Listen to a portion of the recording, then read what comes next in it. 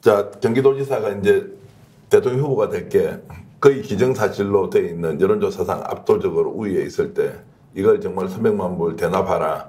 내 북한 갔다 올게. 대선에 좀 도움될 거야. 이거는 어떤 정치인도 상상할 수 없는 일입니다. 네. 그것은 무리수이기도 하고 할 이유도 전혀 없다. 근데 지금 이제 여론의 흐름을 제가 오늘 오후에 보니까요. 네. 지금 오후에 나왔을 때는 다들 충격을 받아가지고 엄청 놀라고 비판하고 비난하고 지금도 그렇게 오는데 다른 한쪽의 변화가 읽혀요. 판사 이번 판결을 보니까 이거 사법부 진짜 믿을 수가 없다.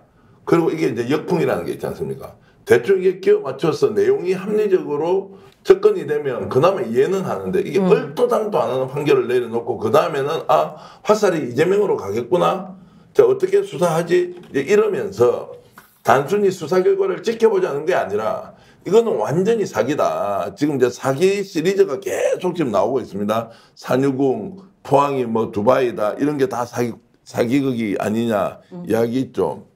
오늘 나왔던 이 판결도 판사가 이럴 줄은 진짜 아무도 몰랐다는 거예요. 검사는 이렇게 할 수 있다. 왜냐하면 목적을 가지고 이미 사냥하겠다고 결심했으니까. 판사가 이렇게 하겠다는 걸 보고 오후에는 이제는 사법부의 판단 자체를 믿을 수가 없다. 이게 최근에 이런 사건이 있었나? 판사가 어떤 경우에 판결을 내리면서 일방적으로 사실은 기업 사냥꾼의 말만 듣고 또 중간에 말을 뒤집고 바꾸고 조직적으로 다 덤벼들어서 조작까지 했던 이 사람의 말을 믿고 판사가 다 하고 그렇지 않다는 일종의 항변 그리고 다른 자료 이런 것들은 다 배척한 상황에서 어떻게 믿느냐. 그래서 저는 상당한 역풍이 일어나서 이 문제가 그냥 깔아앉거나 항소심을 지켜보자 이렇게 가지 않고 대단히 큰 갈등과 충돌의 양상이 생길 수도 있다고 봅니다. 사법개혁에 대한 필요, 요구가 커질 것 같고요. 또 하나는 언론 문제도 있어요. 그러니까 2시에서 이제 유죄 판결이 나오는 순간 언론들이 기사를 쏟아내는데 네. 언론이 기사를 쏟아내는 문장이 똑같아요. 뭐라고 그러냐면 이 사건은 이재명 대표와 연관이 있다고 확인한 거다. 그러니까 검찰에서 추가 수사할 거고 기소할 거고 또 좀 더 나간 데는 뭐 구속영장까지 청구할 거다라는 거예요. 그러면 검찰에서 이런 걸 브리핑을 했나요? 하지 않았어요. 그렇죠? 그러니까 전원만 있었던 거죠. 이를테면 수원지검 기자실에 앉아있는 기자들이 검사들의 얘기를 듣고 이런 기사를 쓰기 시작하니까 이게 쫙 퍼져가지고 나간 겁니다. 그러니까 이건 정말 희한한 논리 구조인 것 같아요. 이런 논리 구조에 한 번, 두 번은 속았을지 모르지만 반복되는 이런 논리 구조에 대해서 이제 시민들도 문제를 알고요. 바꿔야 된다라는 생각까지 하시는 것 같아요. 그러니까 민주당에서는 이 수사를 한 검사들을 특검을 하겠다. 그렇게 얘기를 하고 있는 거 아닙니까? 네. 예, 발의를 했던데요? 그죠? 발의한 상황이잖아요. 그렇죠. 근데 네. 제가 노영희 변호사한테 하나 여쭤보면 최근에 우리가 판결 이런 거 보고 이렇게 좀 편파적으로 편향적으로 판결한 사례가 좀 있었나요? 특히 정치적 사안 같은 경우는 민감도가 워낙 높기 때문에 이해 당사자가 정책 형량에 왔다 갔다 하는데 이런 정도의 판결을 본 적이 있나요?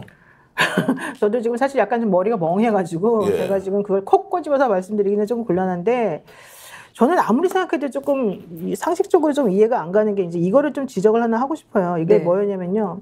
지금 이재명 대표가 2018년 5월 29일에 이제 허위 사실을 공표했다라고 하는 부분이 이제 하나가 있었어요. 이게 이제 공직선거법 위반으로 이제 문제가 됐었던 것이었는데 이때 이번에 오늘 그 판결에서 나온 얘기 중에 하나가 이겁니다.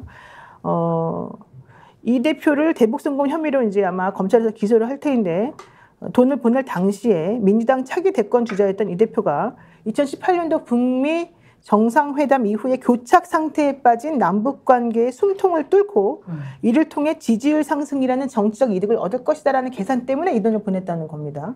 그렇게 하고서 2019년 9월 6일 날 이제 항소심 이제 선고가 유죄로 이제 나왔었던 거예요. 그 전에 1년 내내 이제 고통을 받고 이제 이렇게 하다가 재판을 계속 받다가 자 그렇다면 지금 김미아 선생님이 들으시기에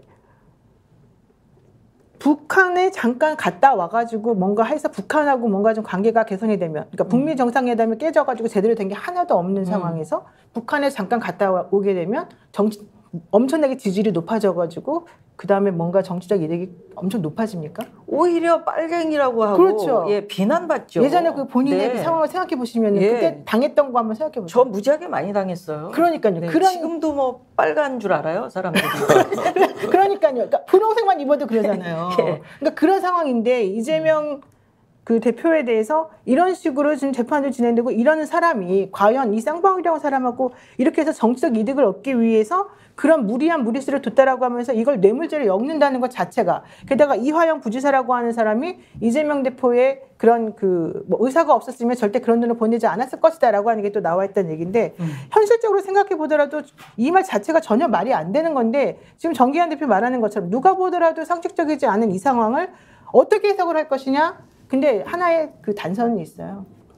오늘 그 이화영 부지사의 변호사가 엄청나게 흥분해가지고 기자회견을 네. 감정이 막 나오더라고요. 울면서 막 눈물까지 흘리면서 편파적 증거의 취사 선택이다. 그리고 자기는 패소하고 나면 보통은 의뢰인에게 미안하다. 이번에 하나도 안 미안하다. 안 왜? 미안하다. 재판부가 너무 편파적이라는 걸 나도 알고 너도 알고 우리 모두 알고 있지 않냐. 이제 이런 취지로 말했다는 거죠.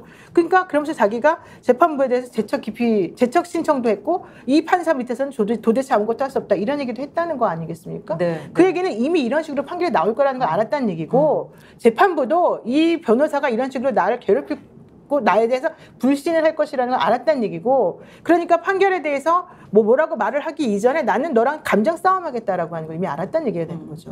그러니까 지금 정기환 대표는 상식적인 수준에서 아니 이렇게 일반 국민이 받아들이기 어려운 종류의 판결을 어떻게 판사가 씁니까? 이게 질문이지만 그 재판부에 있는 판사님은 지금 그런 걸 다 뛰어넘었다는 거예요. 예, 감정적으로. 예. 그게 말이 되냐? 아니 그리고 이해가 안 되는 게 아니 법원 인사가 있었는데 본인이 거부하고 남겠다. 그러니까. 이 사건 계속하겠다. 신진우 부장판사에 대해서 그래서 그게 상식적이냐는 거예요. 아니죠. 그러니까. 매우 이례적이죠. 아니 그 재판은 아니, 그럴 수 판사가 있잖아요. 하는 거지만 기본적으로 법원이 하는 거예요. 인사 이동에 의해서 이동 갈 수 있는 거예요. 그런데 고집을 하고 그거를 그 법원 행정처에서 받아줬다는 거 아니에요? 고집하면 다 그냥 남는 건가? 그러니까요. 아니 네. 그렇지 않는데도 않잖아요. 그러니까 이례적이죠. 네. 어떻게 이런 인사가 있을 수 있죠? 왜냐하면 그 재판만 왜 이렇게 그 재판 판사만 보호받아야 되죠? 그 사람만 왜 이 사건을 해야 되죠? 그리고 관련 재판들을 보니까 담당을 보니까 이 양반이 국민 참여 재판하고 부패 사건하고 소년 사건을 동시에 담당하는 사람이에요. 그러니까 이 양반이 뭐 부패 사건도 담당이긴 하지만 거기에 있어서 뭐 탁월한 어떤 역량을 보여준 적도 없고 정말 정의롭게 공의롭게 이 사건을 입국을 간다는 보장도 없는데 왜 이 사람의 욕구는 그대로 실현돼야 하는 건지 의문이죠. 아니 그러니까 그 검사에게 조금 좀 협조적인 사람들, 왜 형을 뭐 좀 줄여주고 뭐 이런 딜 같은 게 또 있다는 얘기들이 많잖아요. 네. 예. 그래서 그렇게 해서 형량을 줄여준 게 아닌가 하는 그 의심의 이야기들을 하고 있잖아요. 민주당에서도 그렇고. 그렇죠. 예. 아니 그러니까 도드라지잖아요.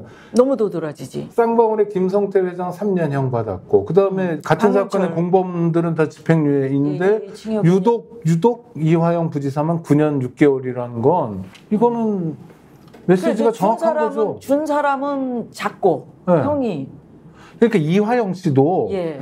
집행유예 정도의 그 선고를 받으려면 어떻게 해야 될지 안내를 받았을 거예요. 그게 이제 회유였던 거죠.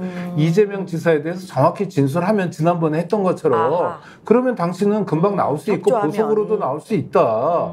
그래서 연어회도 사주고 그랬는데 참 사람이 자, 보세요. 스픽스가 말하는 언론입니다. 대세는 유튜브, 그중에서 스픽스.